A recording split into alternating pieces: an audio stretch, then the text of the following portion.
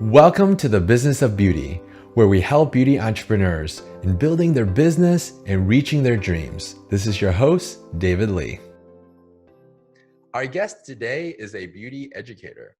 She offers makeup classes for women that want to enhance and not hide their natural beauty. She is proud of the beauty empowerment event that she held last year, which had prominent beauty bosses speak on the relationship with God while following their dreams. Her superpower is her spirit of discernment and the ability to provide good advice. Her friends call her the self-help guru. Welcome to the show, Jameelah. Thank you for having me. Hi, David. Hey, welcome. Yeah, so yeah, really excited to have you. So tell us a little bit about yourself. Like being in the the education space, but also in the beauty space. Well, it basically merged based off of I worked as a teacher in K through 12. And there were times like during the summer or when I couldn't get a job consistently, I would like substitute teach and then still do makeup after work, or I still keep my makeup clients. When I first started makeup, I was in college. So I was actually in college for a fashion degree and worked at MAC Cosmetics. And then after I graduated, I ended up teaching, which was not the plan, but it worked out. So for over a course of like over 10 years, I've always did both, whether it was makeup full-time or being a teacher full-time. And what I've learned in being a makeup artist is I like how it feels to educate women about the reasons why they use makeup. When I worked at MAC, it's kind of like being a hairstylist. Sometimes they come to you and they open up and you're doing a makeover, but there's an opportunity to just kind of counsel people or hear them out. So I had a lot of experiences where I see the space in which women are coming from to feel beautiful. Nice. So that was kind of like what gave me purpose behind it just being a way to look pretty. In my own journey, I realized, the less makeup I wear, or the more I love myself, the less makeup I wore. So that got kind of intertwined into my content and my purpose with the beauty events. And it just kind of merged over time. It wasn't the original plan, but it's definitely the best space for me. Nice. Now, so your beauty, do you have like a program that your clients follow, or is it more of a one-on-one consultation? Like, what does your education program look like? Well, right now I just post tutorials on my Instagram TV. Okay. I'm actually developing a virtual class. Before this pandemic, the plan was to do my Beauty Empower events and put a bigger space for makeup, like an actual class during. Yeah, it's like a live event, like live class. Yeah. So that was the plan. But of course you gotta, roll with the punches. So exactly. I'm putting all that content into a virtual space and gonna host it on Zoom, and also offer, packages with one-on-one consultations, and really want to create like a group where women can be vulnerable and talk about just what it is to be beautiful, and share some insights and, also struggles. Like, I think more than ever, we really need each other now. Yeah, especially now, like a lot of people are just kind of locked down at their homes. I've talked to a lot of beauty professionals, and they've said, we're not worried about finding clients. Our clients are excited and looking forward to be able to, get that, beauty service. So that, they just want to look and feel beautiful. Right. Yeah. Yeah. So now so I guess when when exactly did you start your, I guess your program? And last year was the first year you did the beauty empowerment event? Yeah. Okay. So yeah, last year, man, that's crazy. I think it was last year. Um, I just got tired of like being comfortable. You know, Yeah. I have all these ideas, I have Yeah. all of this talent. And you know, people that know me, like my mom, just like, I can't wait till you just, you know, blow up. Yeah. So, that was really for me to challenge myself and get outside Okay. of my comfort zone. Yeah. I specifically chose women that I'm not immediately connected to. Okay. You know, I didn't want it to be too easy, but Yeah. it was amazing to me the type of response that I got, the willingness. Like, you know, I had just women from all facets of um, industries, but at the end Mm-hmm. of the day, we still share the same mental battle when it Yeah. comes to being what this world calls as beautiful, Mm-hmm. showing up in our space, being respected. Yeah. Um, you know, and then on top of that, you want to learn how to do your makeup. So, Yeah. Yeah. So yeah, like it was a great. lot, yeah, and a lot of our viewers, they're looking at this from a perspective of, okay, um, you know, in order, you know, I'm trying to start my business, or I have a beauty business, especially in these crazy times. Like when you created your event, when you started that event, did you have the education piece ready to, like, were you planning to utilize the event to also bring more exposure to your education Absolutely. piece? Yes. Okay. So that was, Absolutely. so Um, it wasn't just like random. It was like you did it with that, you know, one of your purposes was to do that, right? To get more exposure to your brand, bring more exposure to your brand, right. right? Okay. Well, the intent was for it to evolve into like a sequence of events throughout the city.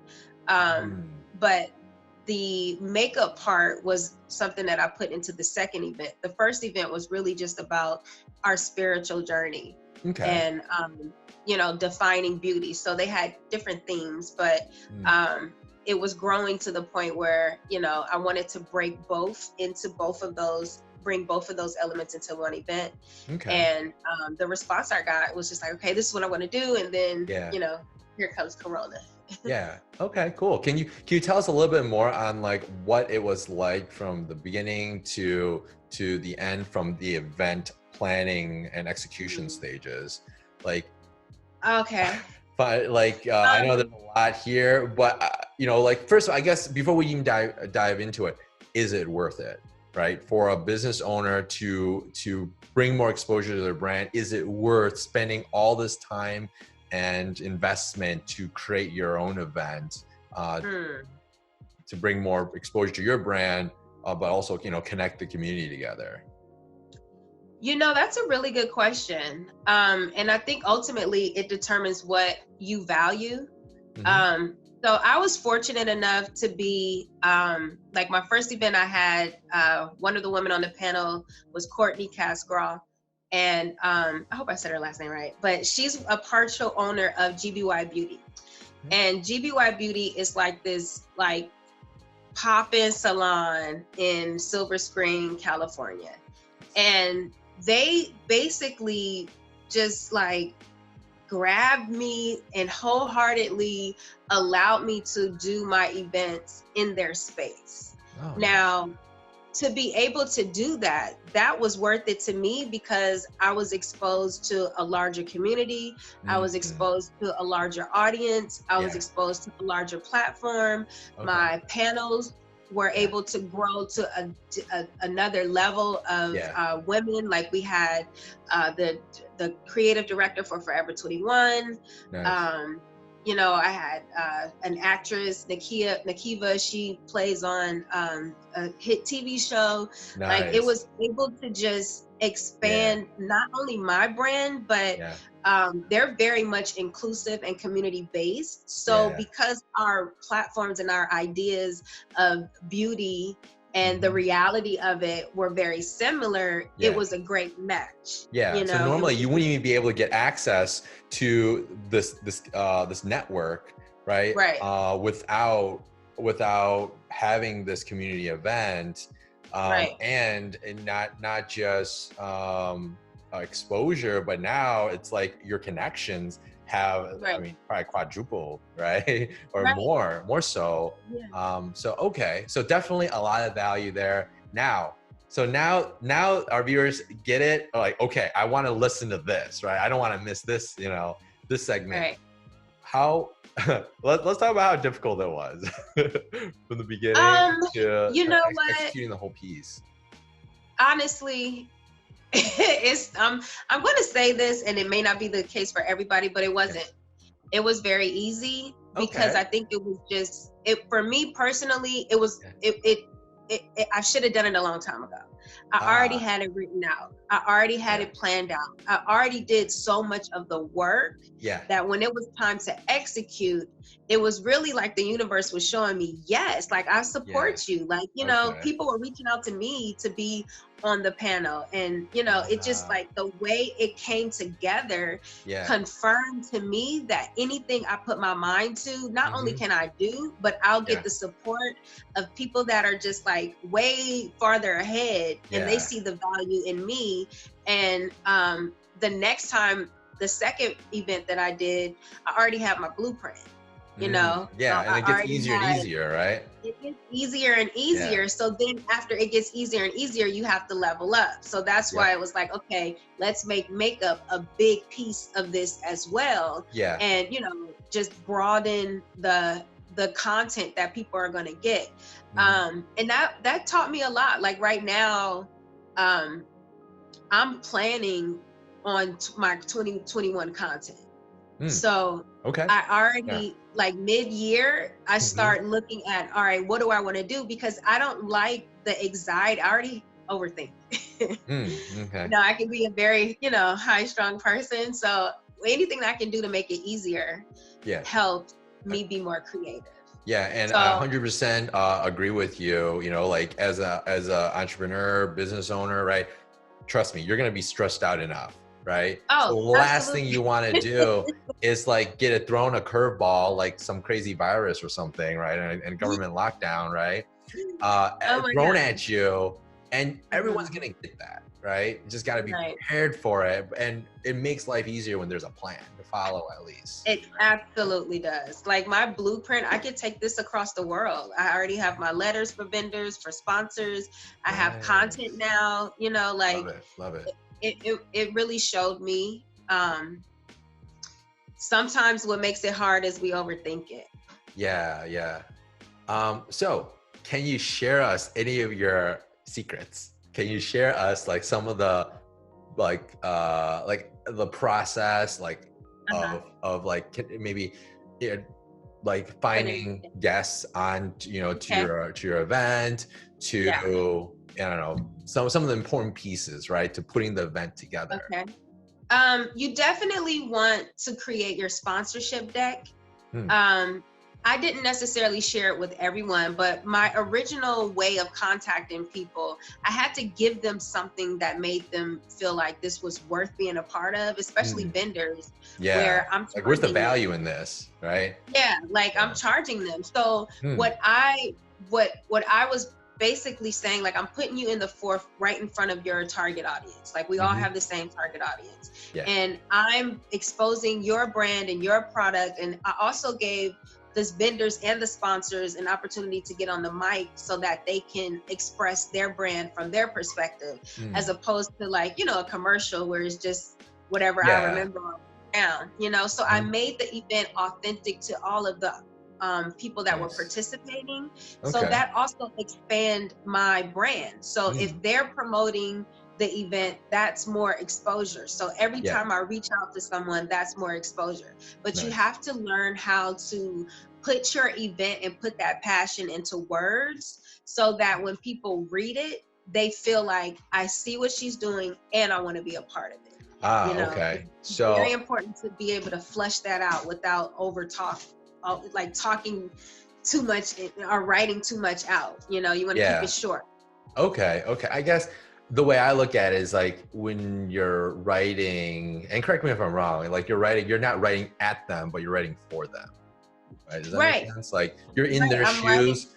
You're thinking Right. about like, okay, what do they care about? You know, if they're going to Right. spend, I mean, can you share some numbers? Like how much would a sponsorship cost? How much would what? I'm A sorry. sponsorship, like at the event, like $1,000. I don't know. Some Well, events are like tens of it was, thousands. I mean, that's ideal, you know. Yeah. That would be ideal. That Yeah. would be a job, like a career. That's my job. But Yeah. well, we had a small space, so Okay. you know, I was only able to fit about 40 people in this space. So I Okay. sold vending space from like $50 to $70, and then I Okay. had Yeah. sponsorships that were around the same. Yeah. So you can have more sponsors than you can have vendors. So vendors is space specific. Yeah. Sponsors, you can have 100 sponsors. You know what I'm saying? Yeah. Like that's where you get your money, your sponsors, your vendors, and if you're if you're charging for the event. I made my event free, and I targeted small women-owned businesses that were just starting out, so that them getting in front of a new demographic, and also tying ourselves and our name into the GBY Beauty platform. Like when they promoted the event to their 30,000 plus email list, that was exposure for small women businesses. That was exposure for new sponsors, you know, so it just really worked. And then the panel, I noticed everybody loves to talk about themselves. Don't be afraid to shoot high. And give somebody the mic. Like it was easier, like I said before, it was easier than I thought. And funner than I could ever imagine. Nice. Yeah. So looking at this is like offering enough value to say, all right, this is what you're going to get for the sponsorship. And that's really drive that home to convince them to be a sponsor. Right. Yeah. Okay. It's all about exposure. Like you're paying for, you pay for a commercial, you pay for an advertisement, you're paying your brand to be exposed to thousands of people, more than most of them probably had collectively. We were able to expand exposure through GBY Beauty. Nice. Yeah, leveraging different organizations.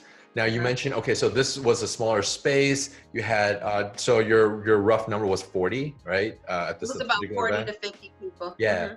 So now I guess let's talk about did you do anything like either during the event or after the event? Did you like try to collect email addresses, contact information so you can follow with them? I'm sure they might want to go to the next event, right?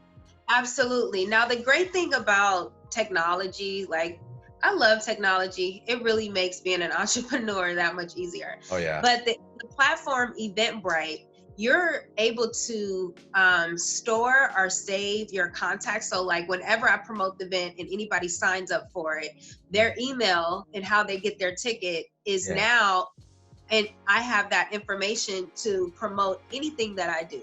And if they don't want, to subscribe, they can choose to not subscribe. But because, I used Eventbrite for that platform, and they allow you to, re-promote throughout that same list of people that signed up. Nice. I always have that connection with them. So it's not like popping up out of nowhere. I'm like, hey, remember me from Beauty Event? So anything that I have coming up, I'm updating my ebook, the classes that I spoke on, that's my target audience. Okay. Nice. So now actually that brings up a good point now. How do you marry the two together, right? Or transition from, your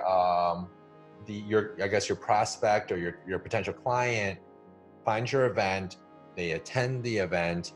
How do they connect with your brand?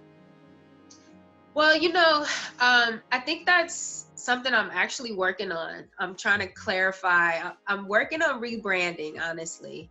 I think the pandemic kind of gave me a time to sit down and dive more into my brand as opposed to work, and then focus on,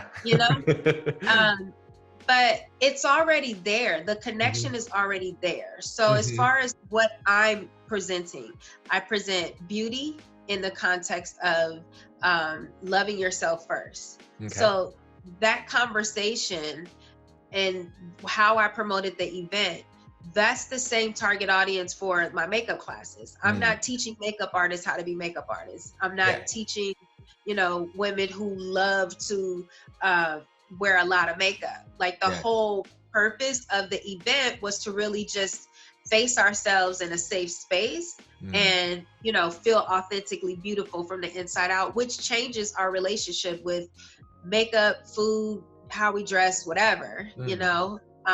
My lane is makeup. So when I promote, again, you know, this is a makeup class for women on the go, for women who don't like to wear a lot of makeup, for women who want to enhance and not hide their natural beauty.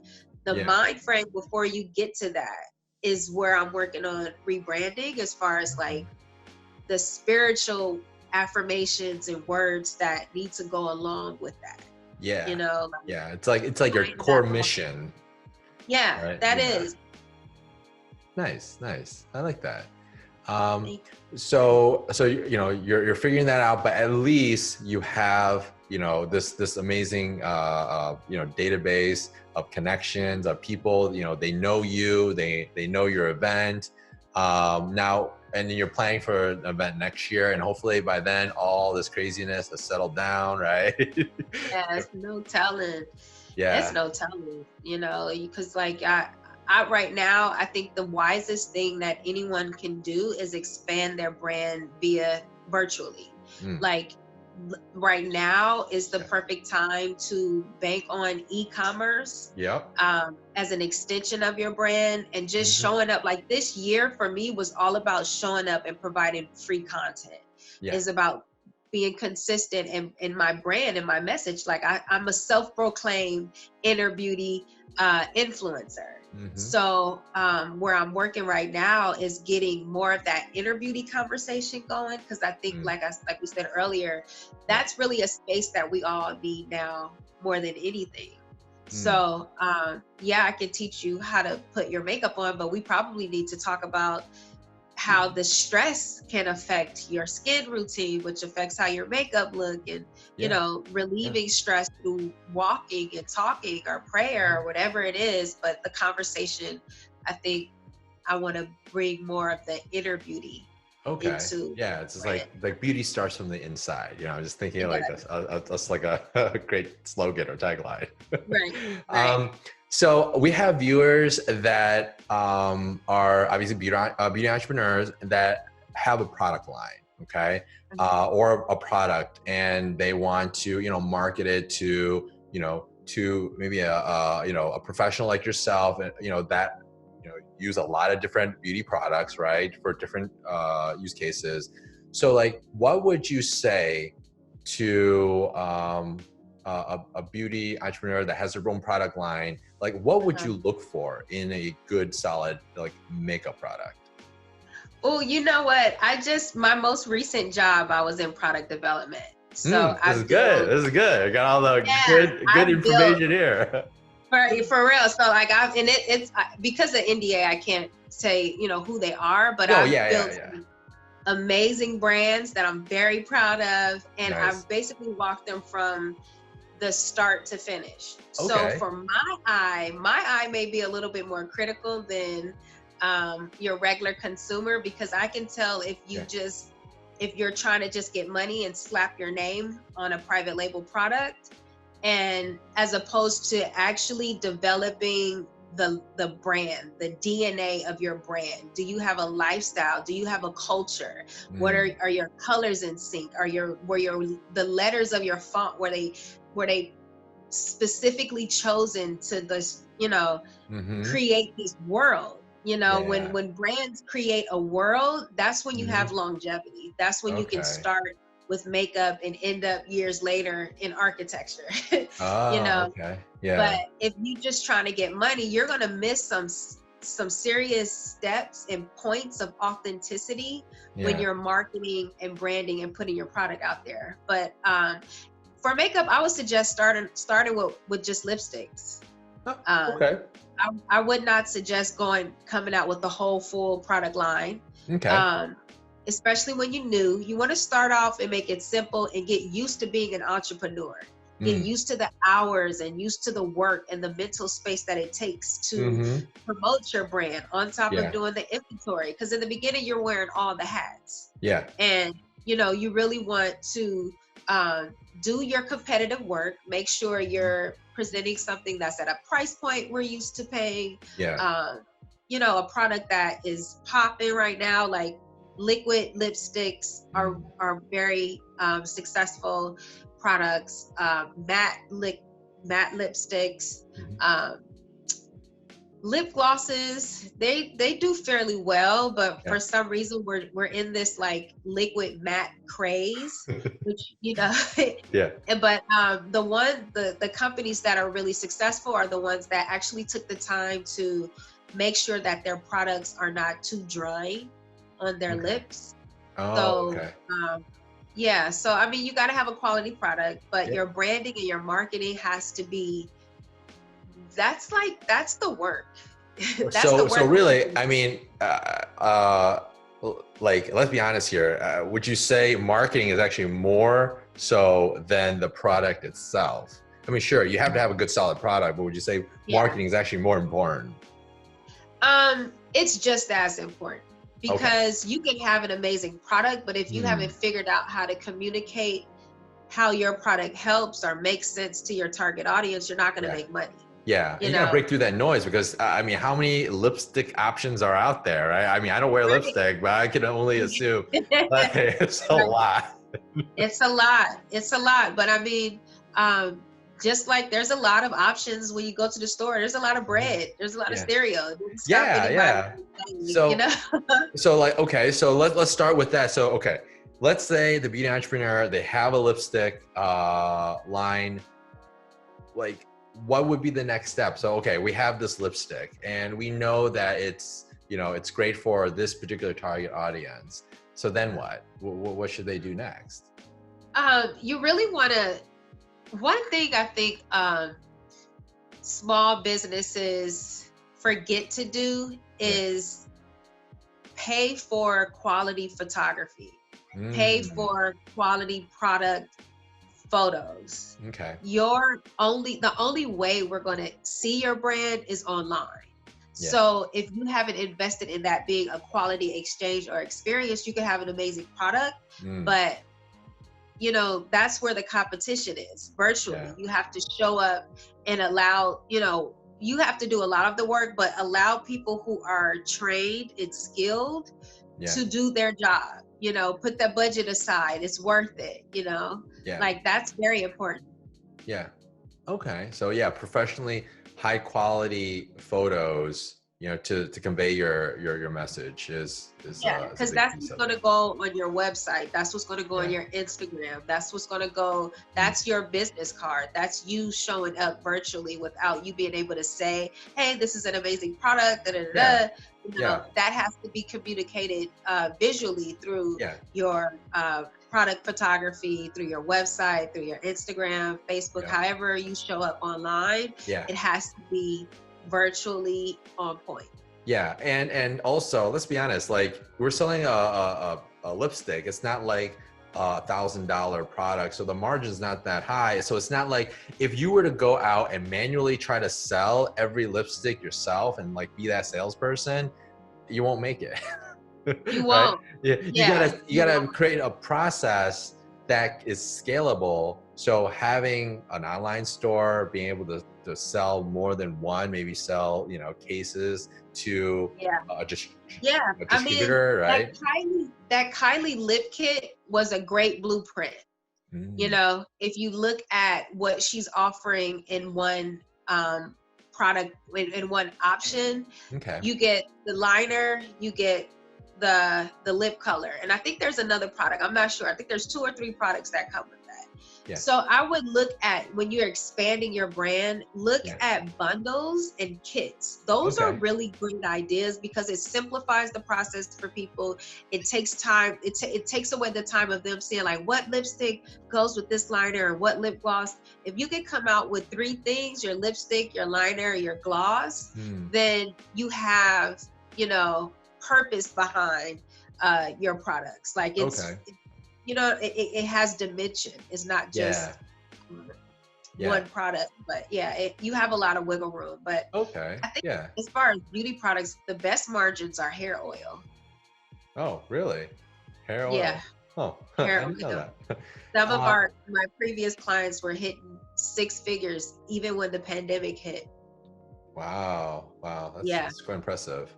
Um, great profit margin. Great profit yeah, margin. yeah. But of course, like with everything, it may be great profit margin today, but then a few months later, because everyone knows it's great profit margin, what's going to happen, right? Supply and demand, right? Right, So by the time right. this video's out, like, oh yeah, by the way, hair oil used to be high, but now they're like, it's kind of Yeah, lower now because there's so much supply.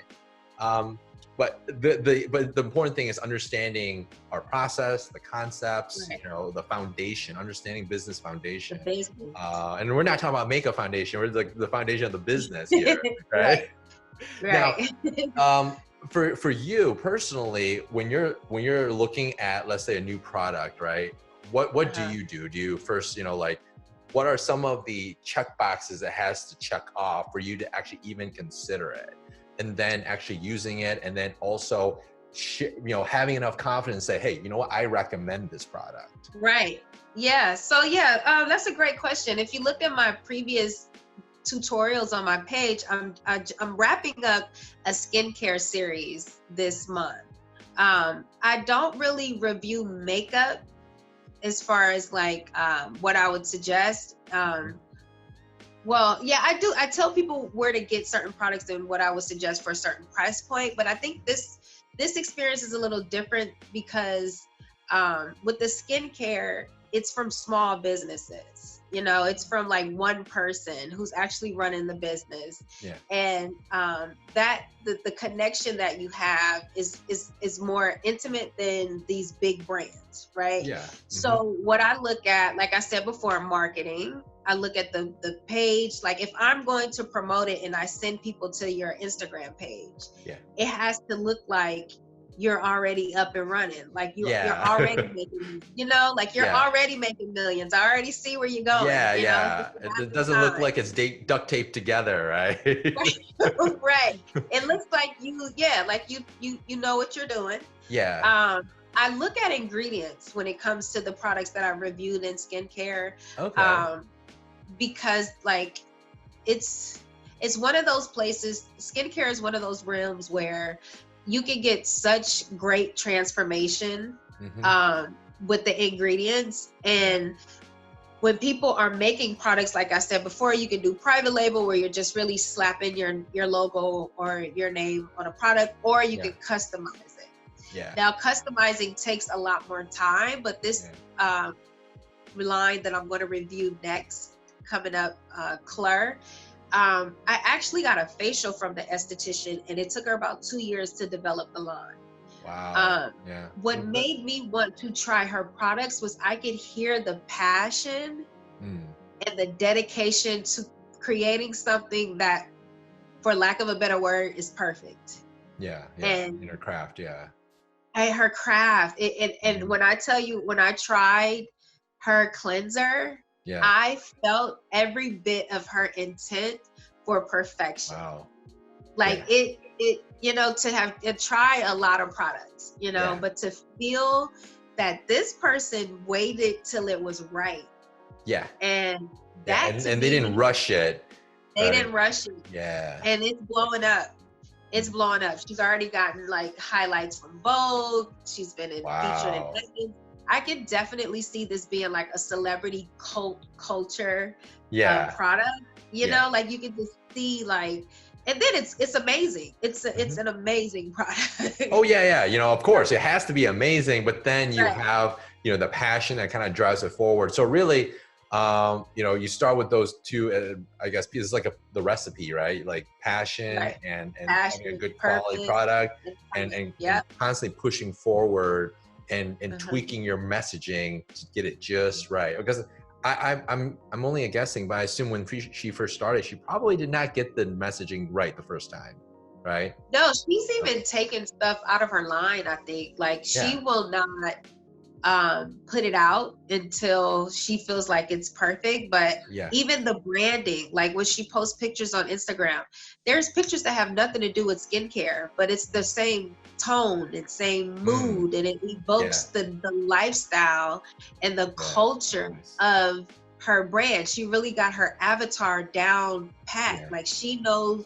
who she's selling to. She doesn't do influencer, she's not real gimmicky. This is like, Mm. this is art. It's almost like skincare as art. And it's the first Wow. time I've ever, like, yeah, and This is pretty impressive.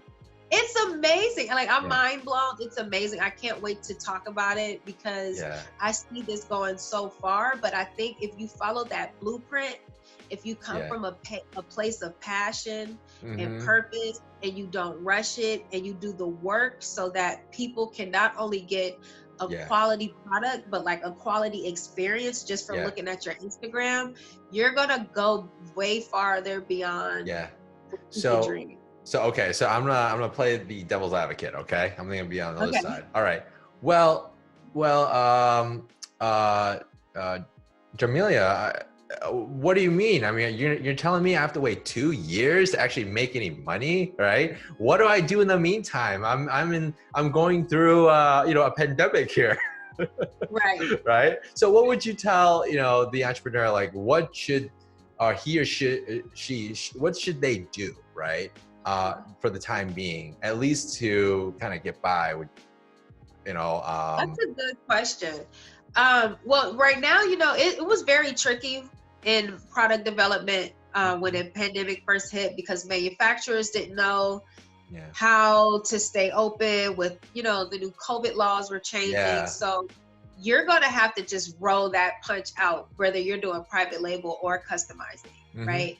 But if you want to get something out, I would suggest private label a quality product from a manufacturer so Okay. that you can start turning a profit, Mm. or use the information that you know, like the benefits of skincare, the benefits of hair care, and Yeah. create like an ebook and sell that. Like you can sell your information The or knowledge. create Yeah. classes, could create Nice. consultations. Like Yeah. you have to figure out what you have that's valuable that people Mm-hmm. are willing to pay for before it's a product. Okay.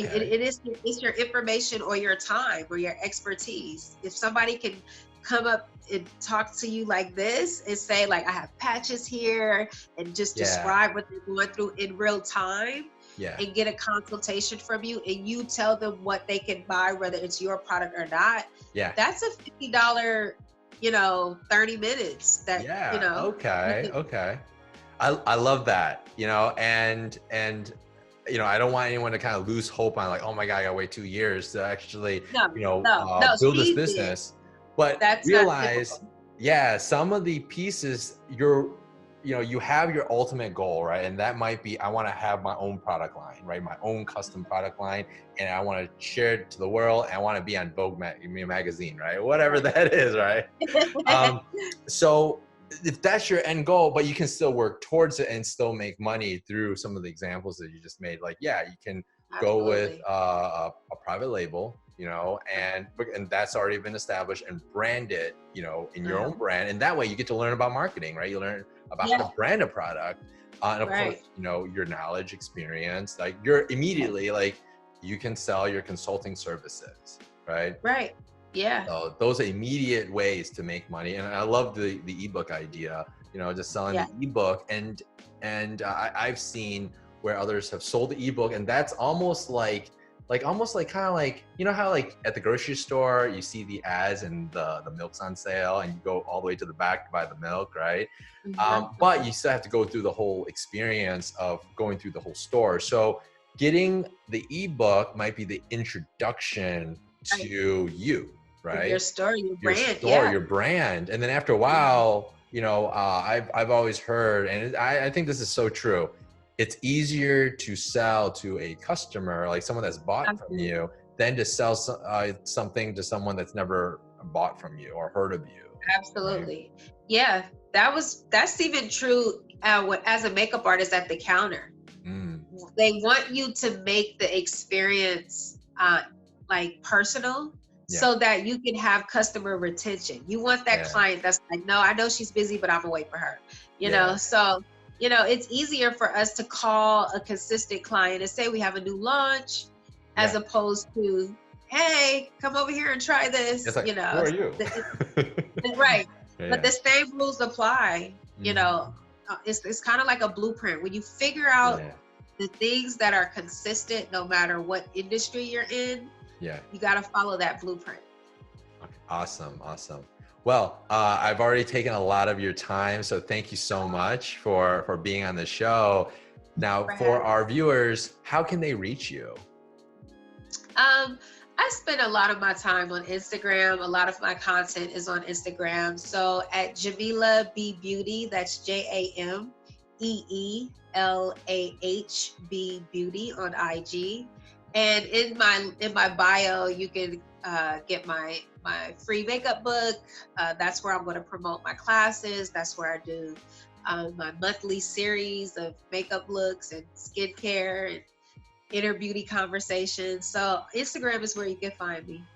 Nice. Okay. And for those that didn't catch all of that, no worries. It's going to be in the show notes. It's going to be in the resource Okay. area, so they can click. You can click on that for that. So again, thank you so much for being on the show, and Thank you everyone, I so hope you much enjoyed this for having me. episode. Thank All right. you. Bye. Thank you. See ya.